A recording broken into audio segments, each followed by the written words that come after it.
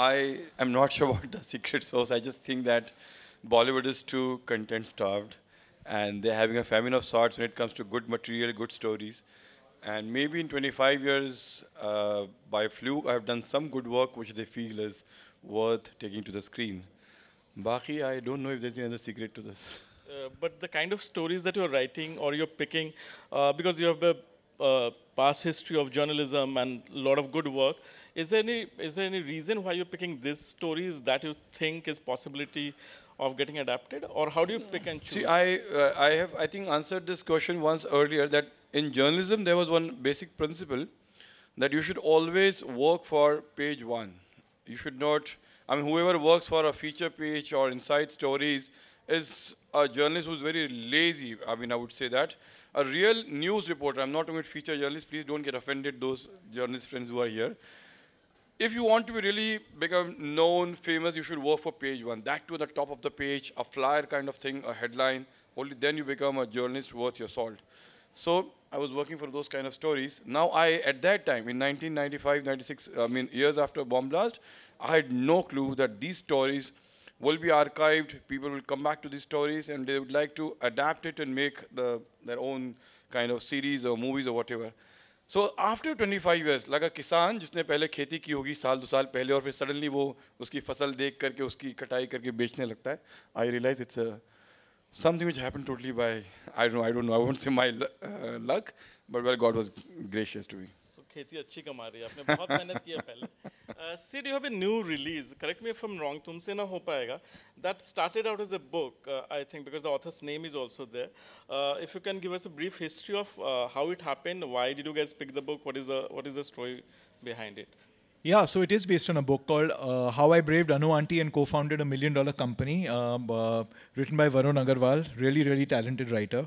So actually Nitesh Tiwari and I were making Dangal at that time, and we both happened to read the book at the same time. It's one of those 2-3 hour reads, you know, quick reads when you're looking to de-stress, just sort of pick up a fun book and read it. And we both got chatting and we said, you know, there's this really fun book that we read and we hadn't realized that the other was reading it at the same time. And we said, listen, this is like ripe material for, you know, for a book to be turned to the screen.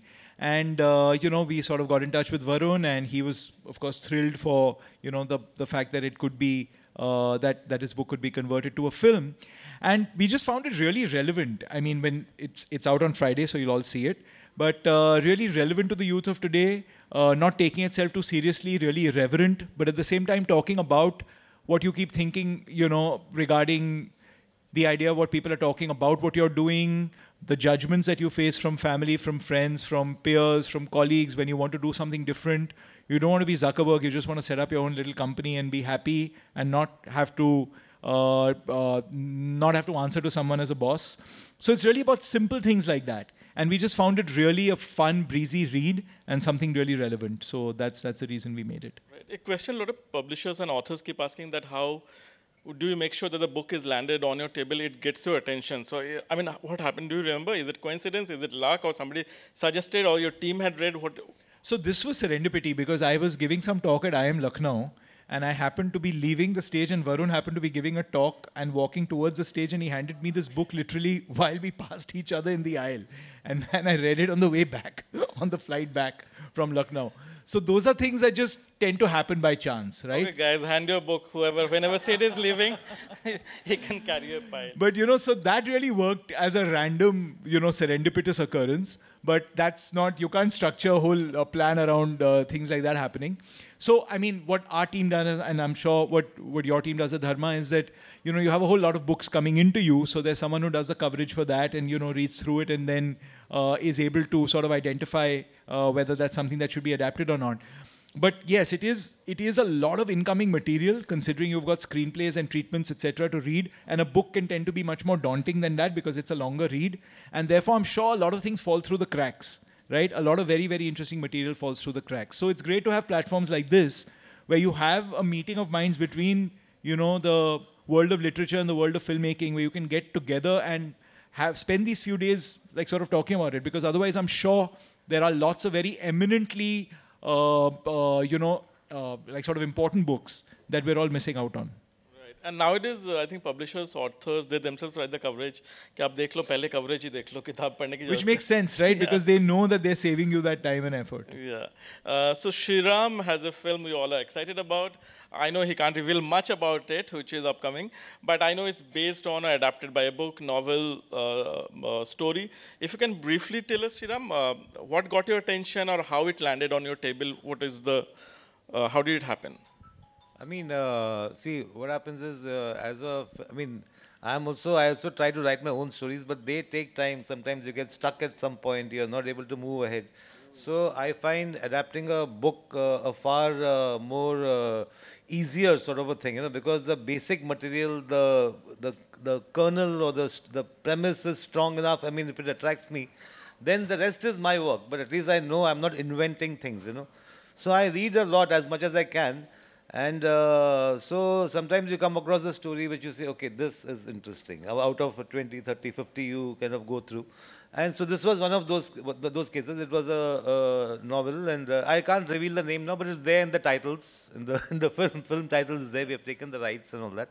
And then you sort of, what did I like about the thing? That is there, of course, but the film also has to work on people who have read the story, So you try and see what you do without disturbing the essence of the book, what you really liked about it. So someone told you about the book. How did you chance upon that? No, I do my own I have a me and a couple of friends of mine, we just keep, it's all you go and check out what is being published and what is there. And these are, some of them are old books. Sometimes you just look at a revival of some old book and so on. So I do a lot of research trying to find stories. Right. I'll be looking into my mobile, it should not look rude, but my questions are here, so don't take it otherwise. But Shriram, also, the other films that you have done, Andhadhun was from a short film. Before that, your other films that have been also adapted from other stories. Badlapur was of course Italian. Yeah. Indian stories you're not finding interesting. You're doing French, you're doing Italian. What's the reason? Where are we lacking? Well, aisa kuch nahi. Just yesterday I watched Guide, which is one of the great Indian adaptations. So it's not like that. Like, there are so many good films in here also, and so many of so many of his books have been done. In fact, Mafia Queens, I wanted to. There's a Ye Story Gaya, Ye Story Gaya. I think everyone has chased Mafia Queen in this. I'm writing a sequel to Yeah. So then also, Vikas Swaroop's first book, Q&A. Yeah. So I was in a bookshop and I bought the book, and I read it that night and I loved it so much. And next morning there was in midday or somewhere, he's going to release the book in Kemp's Corner crossword. So I rushed there, met him, and he said, "Oh, sorry, the rights are already gone with some. It's already sold, pre-sold or whatever." So I said, "Okay, your next book at least, kind of a thing, So it's not that it's just that I've not yet found the Indian book for me to adapt, but I'm sure it will come. Hussain, now, I think it is happening with all of us that we are getting the books, the manuscripts before that. Is it helping? Do you think there's a change in the trend? Or manuscripts of the books, the books before it publishes, before it's in the production houses, directors, producers. As Shriram said that, now the directors and makers are wanting to, talk to the writers and say that we are interested in your next book. So in that case, they're already in talks, they already know the story premise. And that's how the writer, if there's an agreement between the two of them, he shares the manuscript. So I feel that if the story is not misused or it is not, put to any wrong purpose, then I think this is a nice idea. Manuscript should be shared so that a maker who takes, at least a year or so to develop that and take it to screen, it would be a very strategic step to do that. Right. Sid, what do you look for when you are looking at a book? Because, a lot of times it happens that it might not be written well, but we're looking at the core story. Or the book is vast and we're adapting for film, but maybe now series there's an option. What are you looking for as a producer for your company? And you have got a mammoth book that you have option. So that's actually an example of a manuscript that came to us earlier. Right. So basically the Anarchy, I read about the fact that, this book was being written. It was a history of the East India Company. I was always been a fan of William Dalrymple. I got in touch with him and the publishers, got an advance copy, and was able to, get the rights. But of course, that's a monumental undertaking. It's going to take time. It's going to take effort. We're trying to set it up as a global project. But in that case, what I was looking for was the definitive story of sort of colonization and the the first sort of corporate takeover of a subcontinent. We talk about Microsoft and Apple and Google today and talk about them as being sort of nation states in themselves. Here's an example of where it actually happened for the first time. So found it really relevant, and especially at a time when the whole world is going through this look at colonization, and there's sort of a cultural moment that's happening which is re-looking at the entire sort of era, and thought it was really relevant as a story to be told. So that's an example of, in the case of that book. But in the case of a film like Kaipoche, which was based on 3 mistakes of my life, that again felt relevant in that moment because it was about an event that had occurred. It was still a very personal book. That was a manuscript or book published? That was a published book. So there it was about this personal story of 3 friends, right? But set against obviously really dire events that had happened in the recent, sort of history.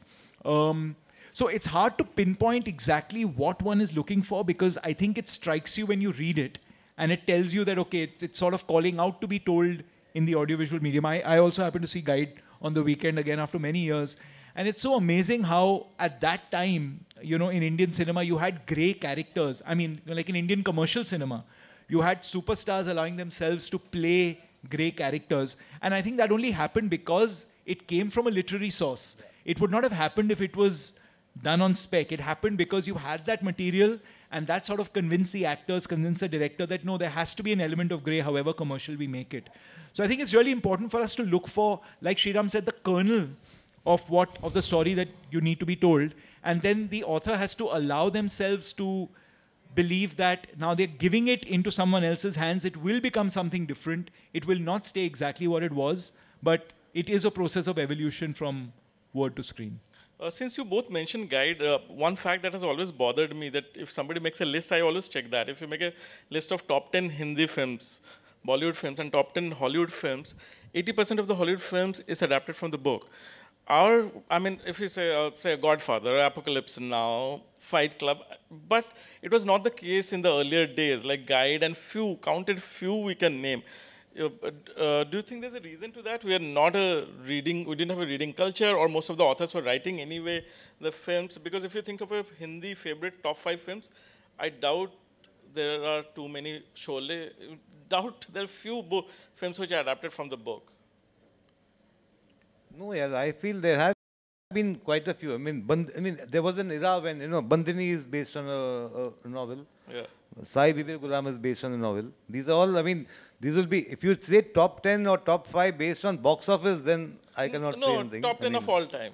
Then, Sholay, you are discounting for box office. No. Sholay is a great film, but I'm saying it is not like, I'm talking about recent, it's not like, but there have been many. Tisri Kasam, some of them, many of them probably as the audiences become, I don't know what's the right word, but there was a time when these things were really appreciated. Today also, when someone like Sanjay does a certain kind of a story, it has a certain grand, people will come and watch, it needs these are sometimes, like Sai Bibir Gulam, if somebody makes it today, it is not an easy film, to convince a producer, like if he doesn't know about the film at all.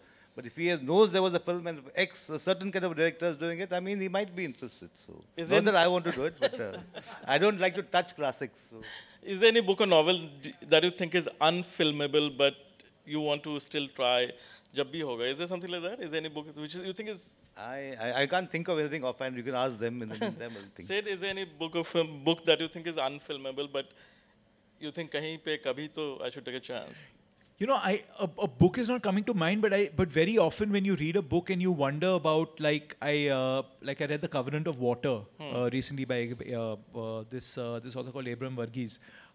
Beautiful, sprawling book, but you sometimes just wonder how will that ever be adapted. I know that there is a foreign studio that's taken the rights, and then you wonder how can that ever be adapted, because it's just an epic arc. But then you think of Dr. Zhivago and you think of films like that, and you say, okay, fine, it can be done. It's just that maybe we've stopped thinking in those epic terms today, right?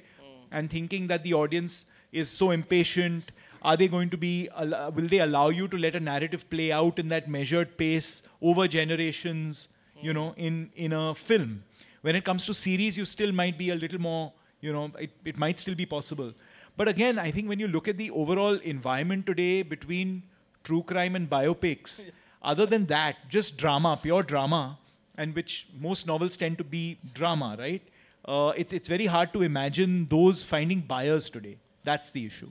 Right. Hussein, apart from your catalog, your books, is there anything that you have read in recent times that you think can be a great pitch for producers, directors, that you can recommend? Yours, everyone is buying anyway, so give us a good recommendation that we can go home with. I have too many friends. I've read too many books. I don't know which one to name and where to start.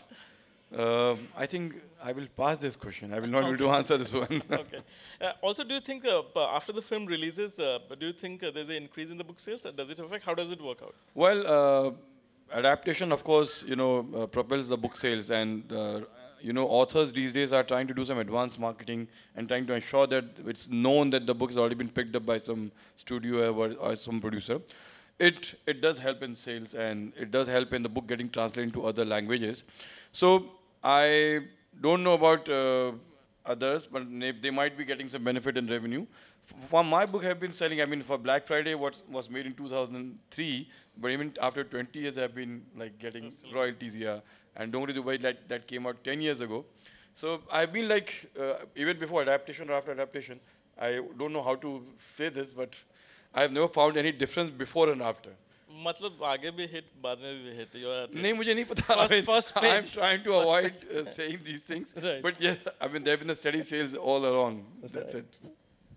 But what do you prefer when you are doing a deal for your book? Do you prefer optioning? Do you prefer to sell it off completely as a author publisher? See, since we are not sure whether with a new first-time director or producer that whether they are interested in the book, whether they'll make it, because I have made a couple of mistakes. Some of my very good books were bought outright, and they have not been converted to movies yet.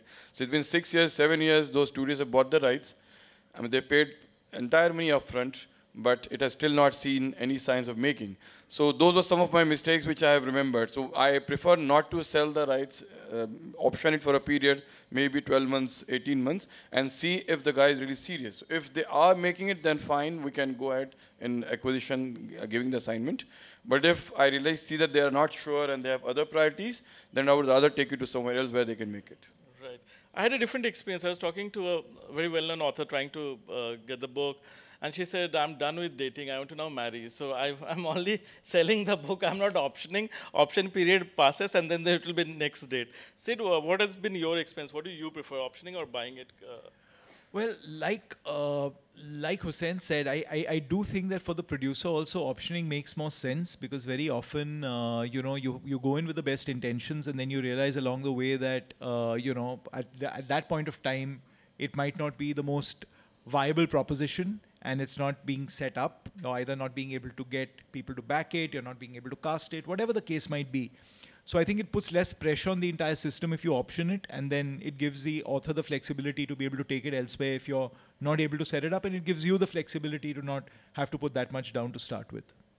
Shriram, when you adapted Badlapur, apart from the core story, was everything changed in terms of the setting, in terms of... The book and the movie are two different things. The book is actually, it's in the form of letters two people write to each other. So in a sense, if you remember the movie, it's like Varun is getting letters from Nawaz in jail, and Varun is replying to those letters. The whole book is that. That is the format. So it's what is called epistolary or something it's called. It's just the entire book is like that. Right. But of course, through the letters, you get a sense of what happened and what is happening, what somebody is going through, and all those things. So it was, for me, what happened in Badlapur was a very, if I have 2 minutes, I can tell that. We have more so than I two. was You like, go on. I was like, I had done Agent Vinod, which had not done well, and so I was looking for something, I said, I want to do something very pure, small kind of a thing. And I was looking for stories, and I used to, I had just discovered online purchase of books, because it was available. So you get a much more choice. So I used to order quite a few books, read, and halfway you say, this is not, nothing is happening. It's not, it may be a great book, then you read it, of course. Sometimes it's a silly book, trash. So you leave it aside anyway. So it was one among the ones I picked up. And somewhere midway, I just stopped it. I said, I'm liking it so far. Now I'm damn scared that it might turn out to be trash after this, So So I kept it aside in my drawer and I told my co-writers, I mean, I have a couple of people I collaborate with. So I said, here's the story and can you take it forward, you know. So then before that I told them probably about why they were being a bit lazy, I think. You know, they were not willing to, but I said, let me try and work out the rest of it. You, Whatever. Maybe they were busy. I don't pay also. So I mean, at that point. Experience is the money. At that point, I mean, we are just discussing it. You can't. So then anyway, midway, so I said, let me try. So I wrote down possible scenarios this will happen, and I was not happy with any of them. So I said, okay, so if it is like that, then okay, I'll chuck it. Then I started reading very cautiously the next chapter, and slowly I was getting more and more riveted. So I never thought of that. I never thought of that. Can I stop here? And now can I predict what happens? And sort of I was playing a game with myself, you know, and eventually when it got over, I felt something. That's all you can say about something. You have to feel something. I know, I mean, if you start thinking, will this work? Will any actor say yes to this and all that? All those things will start pulling you down as well. But that initial excitement, luckily, there was one producer who sort of believed in that, and so that way. You write mails to yourself also for your creative process. Do you Sorry? still do when you're writing your ideas? You mail it to yourself, right? I do that because, yeah. Yes, so I think then there's a connection. This guy is author, the book is formatted in letters, you're writing mails to yourself. In the case of this one, the new one, or the other books, do you think it makes sense to consult the author, or you're not reading and saying, can you guess that? Or have you worked with any author? No, I've like, for example, even with this Badlapur, I've met the author. And so there were a couple of discussions we had about, of course, I was not asking him. I had already, before approaching for the rights, I had written a version. Right. Now, whether we get the rights or not, it was the thing, you know. So, but I asked him like this, can I, no, that is very important. You have to keep that and all. Eventually, we dropped it. So there are things like that happen, you know. So that way, it's cool. But like then even, Vikas Swaroop, Accidental Apprentice, I purchased the rights. So when you're talking about option then outright, no? So the thing is, option means it's cheaper. So you're not buying the whole thing at one go. And I had about 2 years to crack it, but I couldn't. I mean, we did so many versions of it, but I was just not happy. So eventually I let the option pass. Then this guy asked me, like, do you want to continue it? I said, no, let it go. I mean, I don't know. I'm not able to crack it. So kaisa bhi hota hai kabhi. But would you prefer the author to be in the writer's room or like, bhai isko dur rakho, let me do It depends. It depends. I mean, there is nothing. I mean, Mario Puzo wrote Godfather, the movie also. So. Hussain, what do you prefer when they're adapting a book? Do you want to be consulted, or do you okay with them not getting involved, or you want to see the final script? What do you prefer? I think that's the director's prerogative, whether I should be involved or not. But with my experience, I prefer to maintain a degree of separation. Because, you know, as a writer, you're too attached and too possessive about your content. And the director has a different vision for the story. I mean, I had one interesting anecdote in my life that once when in the beginning of my adaptation career, there was a director who was trying to, you know, rewrite the whole thing and change everything. So I said, see, this is going to kill the story, or this will dilute the impact. This is not coming out so powerfully. So he said, see, Zai Saab, I mean, you have written a book. I have to make a 50 crore ka movie. Let me do my thing. So then I said, okay. At other times when I was on the set of some movie and I realized that the director is going so horribly wrong, there's a Pathan having a Mauli in his hand. I said, oh man, please correct it. So he said, oh, yaar, agli baar bolo, yaar, set pe na aaye. So I thought it's better to, you know, maintain some detachment and be away for the sake of his movie and for the sake of my own self. I will lose sleep over it. So, ek baar rights de diya, ladki biha di, then don't look back. Sid, as a producer, do you have any experience when you have done any of these things, any anecdote that you can share, or how do you manage the ego, or do you keep them separate? What has been your experience? You know, it's very personality dependent and it's very person dependent. So there's some directors who actively want the writers to be involved because they want some perspective. So, like for example, on the Anarchy, I mean, we'd be silly not to get William Dalrymple into the room because the historical perspective is something only he'd be able to provide, and he's well aware that he's not a screenplay writer. So I think once, if the author is aware that for the sake of screenplay and dramatization, there are certain liberties that will have to be made. But yes, they are able to provide that perspective that no one else has. That's important. But like Hussain was saying, I think in cases where you're both fiction writers, one in the novel form and one in the and one in a screenplay form, then it becomes a little more difficult to detach yourself from a process and let someone else wear that hat. So very personality dependent, I'd say. Like on the Namesake, for example, which we were involved in, I know that Jhumpa Lahiri was around. She was around on the sets. She was around, and Meera was very inclusive of her.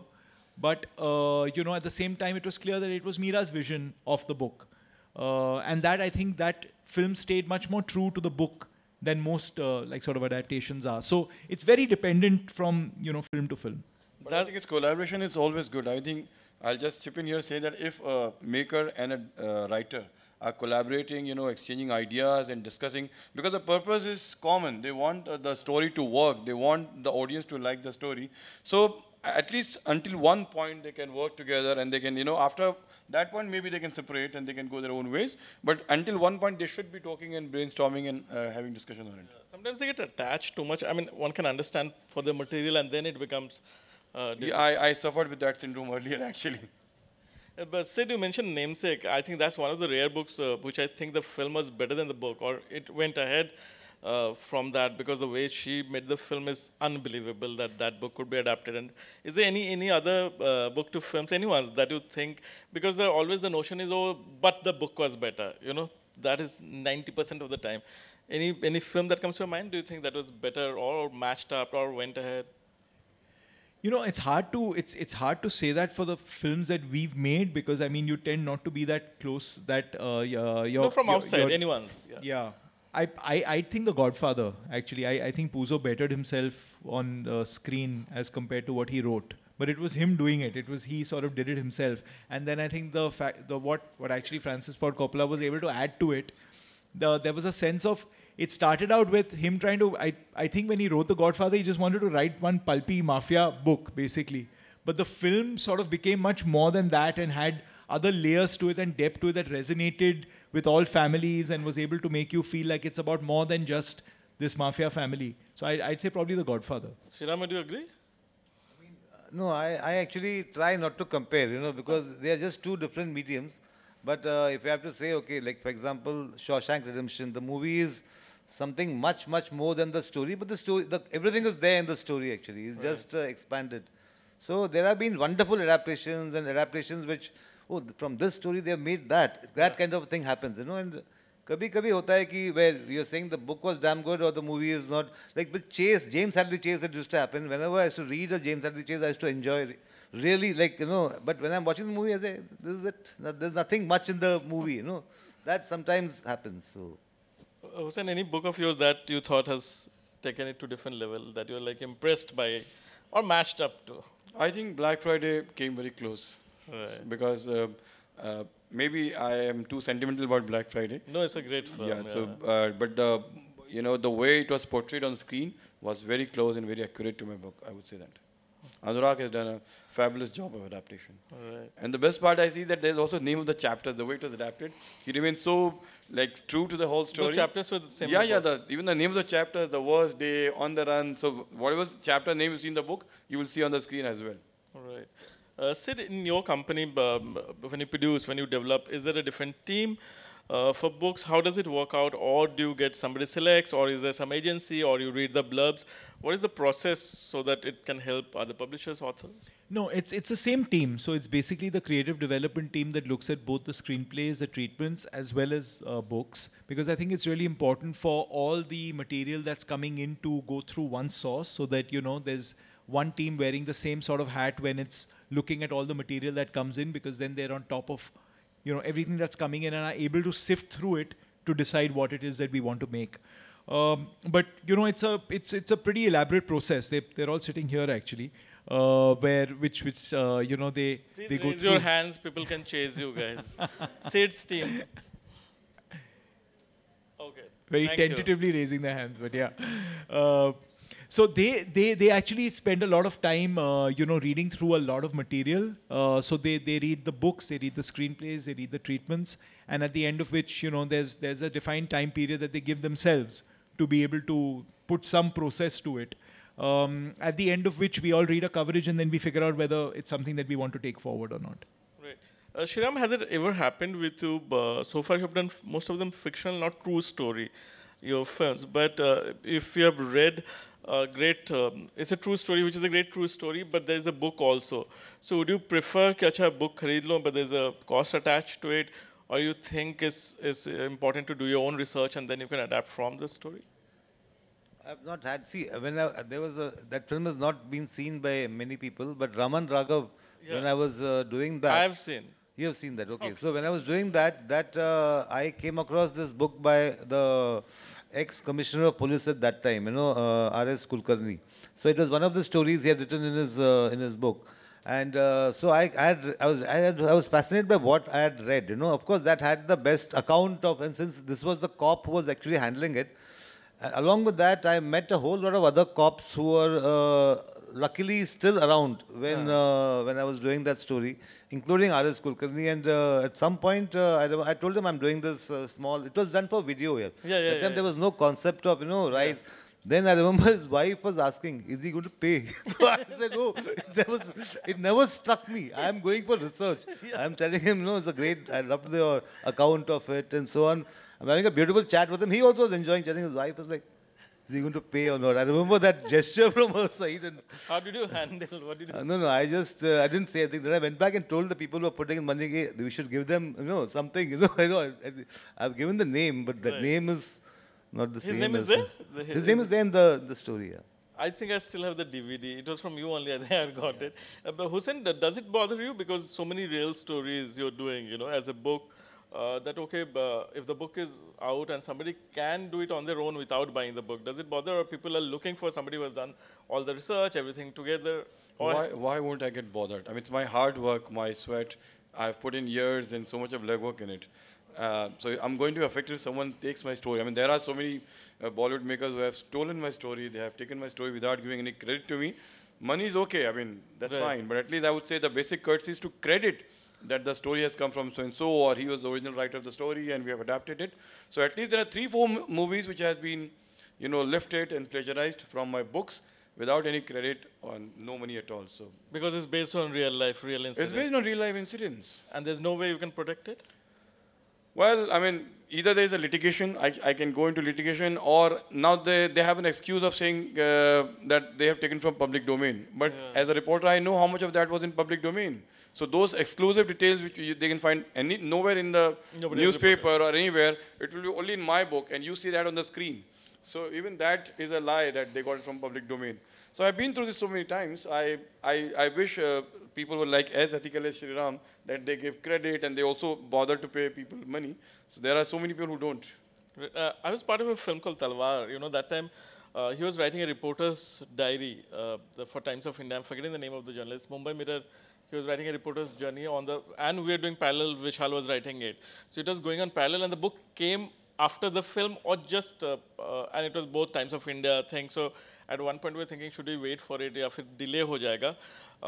But then, as you're putting out, ethical question hai, because he's reporting Delhi and there are other people also reporting, and he's writing a book himself, which is coming later on, which you got to know.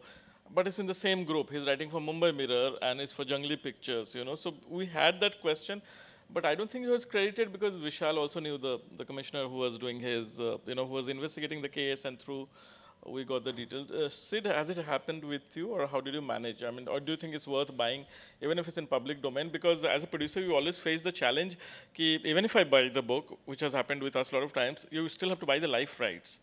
The public domain ke baad family or somebody can do a case ki, how do you portray, what is that? What has been your experience as a producer? I think when it comes to the book, if something is in the public domain, that's fine. And then if you're going to source your material only from the public domain, that's fine. But if there is material based on something that's in the public domain that you are genuinely taking from a book, then I think you're crossing that ethical line into saying that, and using the public domain as just an excuse. So I think then it's really important to try to secure the rights to the book, or at least have a discussion with the author and say that we are entering into, we are doing the same thing. Is it okay if we use certain instances from your book? If they say that you'd have to acquire the rights, then go ahead and acquire the rights, because I think you finally have to live with yourself on that score. And if it goes into litigation, I believe that it's very easy to establish that this was nowhere else and it was only in the book. So then I'd say just err on the side of caution, both ethically as well as legally, to just acquire the rights. So at least I think that there should be some basic discussion. And I mean, I would say money is secondary. For any writer, and whoever is present here will agree with me that money is not all important, but credit is where it is due. I mean, the maker should acknowledge that it was sourced from so-and-so book. And then it doesn't matter whether you've paid big amount of money, small amount of money, or token, or just say thank you.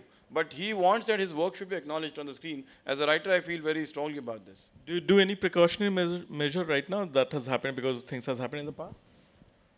Unfortunately, no. I mean, the writers industry is so unorganized and they are so much, self-obsessed.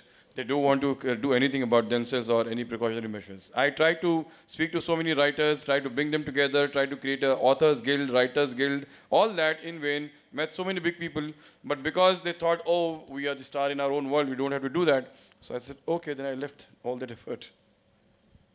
Okay, we'll open for Q&A. Please raise your hand. Is there a mic that can go? Yeah. Okay. If you have any questions to these three gentlemen, please raise your hand and we'll take it from there. Keep it short, sweet, so that we can wrap in time. Yeah, can you get the mic? Yeah, at the back. Yeah.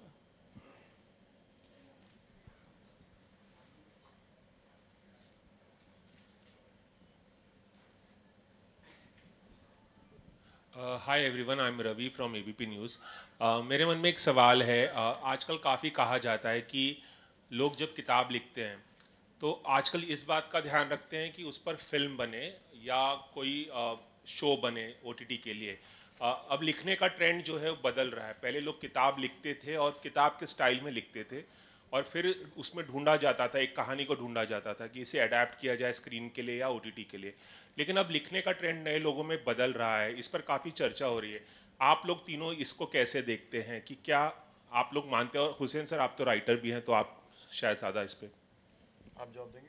लोग कुछ किताबों में मैंने जो पढ़ा वो लग रहा है प्रॉपर इंटरवल पॉइंट भी है। So and I want to option that book, but there are books which are writers.